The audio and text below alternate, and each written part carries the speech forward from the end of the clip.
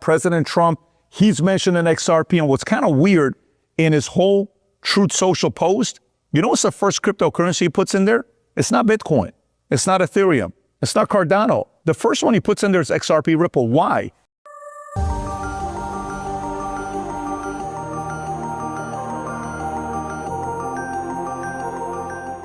I'm sure any day now, things are going to look better. I mean, it's not nice out there in the stock market or the crypto market, but we've been here before. We've seen a lot worse. And what I do know, I don't have any squiggly lines to show you what this market's going to do, but these prices are going to be profitable long term. We'll get into the nitty gritty, but I opened up with that clip of Patrick Bet-David, and this is going to be such a special cycle for XRP. It's not like the past where you couldn't even mention XRP. You couldn't talk about Ripple. That ain't what we're seeing here. Ripple's going to be front and center. XRP is going to be a superstar this time around.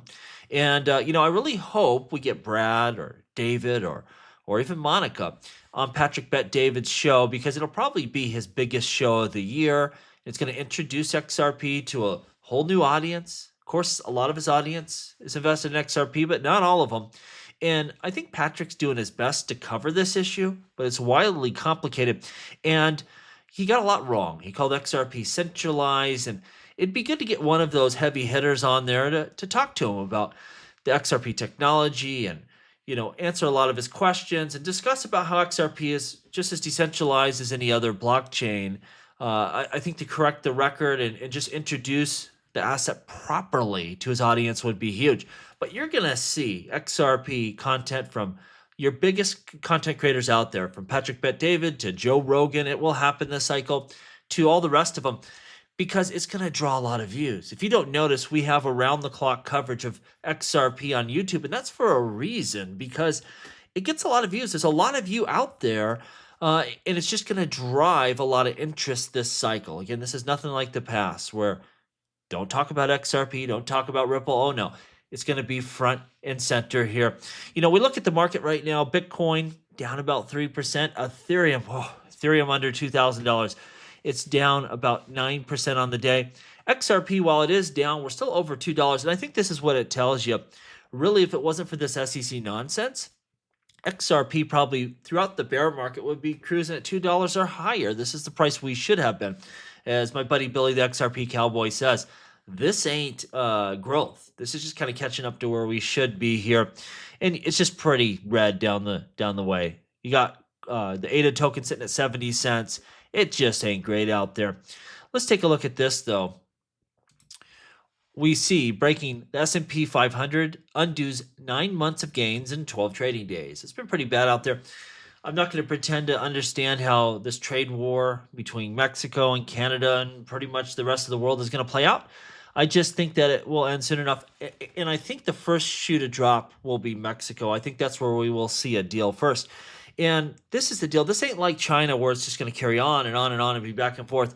I just don't see this being some 2-year trade war with those countries.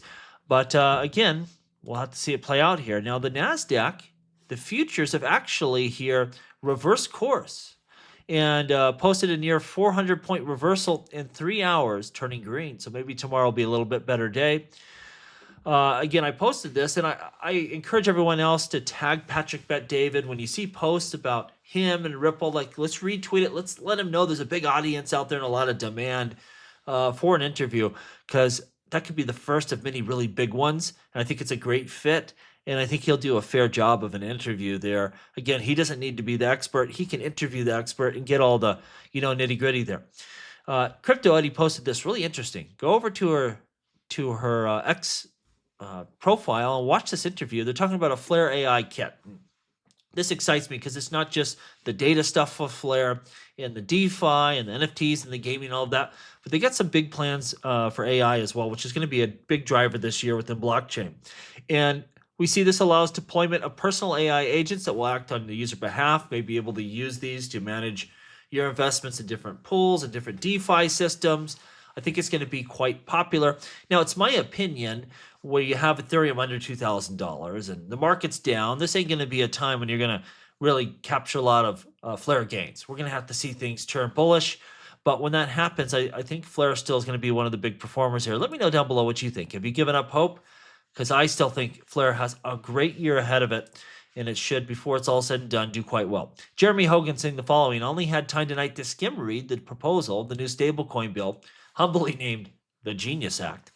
And he says passages of this act would be the death of Tether, USDT. And this bill is thick and meaty. It addresses a lot of things, including the interaction of U.S. federal laws on stablecoins with foreign laws and state laws, etc. It's honestly a lot even for him to take in, this great legal mind.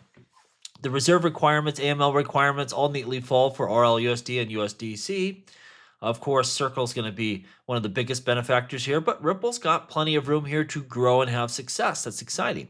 And you can tell from day one that this stablecoin was built for the future, to be compliant, to not fall outside the lines of probably what the future will require here. And this legislation explicitly making plans for stablecoins to interact with traditional banking systems. So this isn't just about okaying what we already have. This is going to be a big upgrade. And what's cool is if you integrate those stablecoins with traditional finance, well, the blockchains are as well, right? You can transfer value easily onto the blockchain, into the digital realm, and actually use it. And it's going to make your native coins that much more valuable and that much more liquid. This is a big deal. This is like our way in there. And it's just going to change everything. The Genius Act requires issuers of any stablecoin to have the technological capability to comply with the terms of a lawful order. So we're talking about freezes, clawbacks. I know a lot of people went after Ripple about that, like they're the only ones with these feature sets in their stablecoin. They're not. You're going to have to do this kind of thing. And I think that's where there's going to be that distinction, and why we still need native assets, ones without any counterparty risk. Because if you're holding stable coins, the government's going to be able to seize those, freeze those assets, things of this nature. And that's really why we still have a demand for, real cryptocurrencies like XRP, like Bitcoin, like Ethereum, because you don't have that ability to seize, to freeze, things of this nature.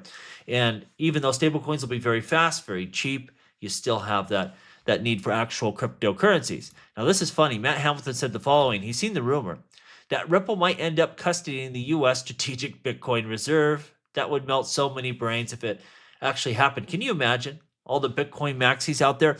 If Ripple was the custodian of that strategic Bitcoin reserve, I'd love it. To be honest, probably Coinbase is in the lead here, just because they're the main custodians for most of these ETFs, things like BlackRock and some of the other really big ones, but maybe not. Maybe Ripple could jump up here. Of course, they have that capability to do so in a compliant and safe manner. And of course, they have inroads with this administration. It would be absolutely bullish if they were the custodians there. I would still put, if I was betting on this, I would say the lead would probably be Coinbase, but we will see. Just in, the SEC will no longer require crypto companies to register its trading systems.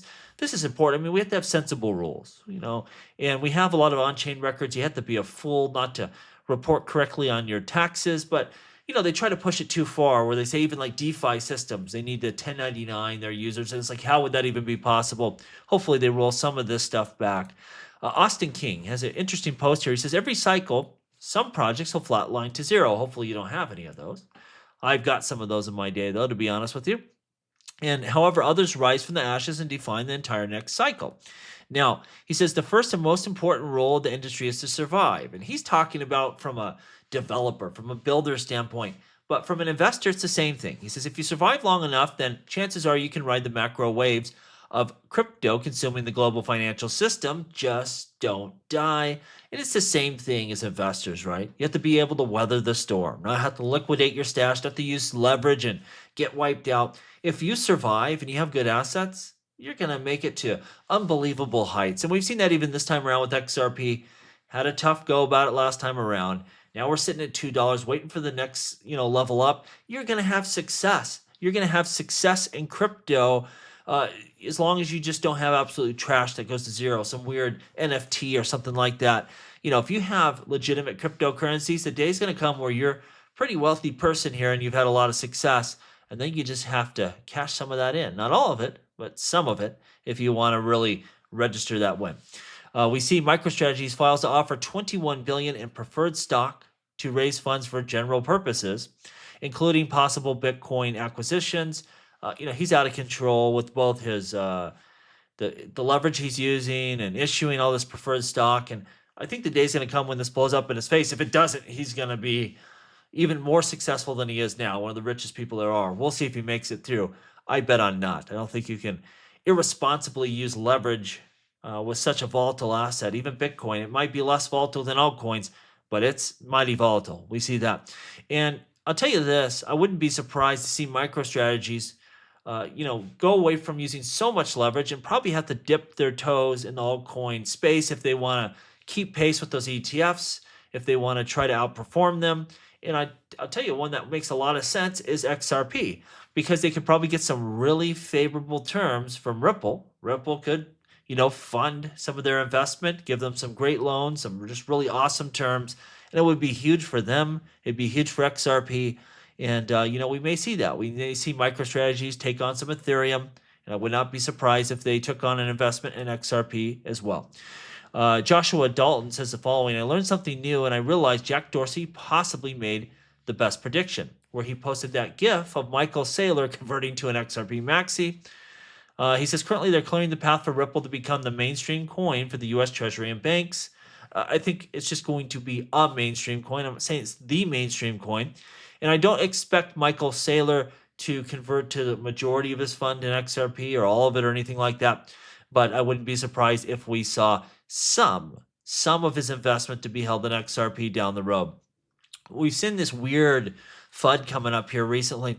Ripple emails from SEC lawsuit reveal the company was directly promoting the narrative that Bitcoin is controlled by China. They're acting like this was a nonsense narrative. All of us know in the past that it was true. A lot of the hash rate was in China.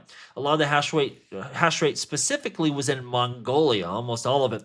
And I remember Stephen Thomas back in the day said, and this is true of all networks, but you got to peek into the future. And he says the more adopted this chain would become, the more decentralized that hash rate would, spread out globally. And that's what we've seen happen too. We've seen a lot of mining taking place in the United States and Europe and other territories. So, I don't think this was FUD. It was just kind of stating the obvious.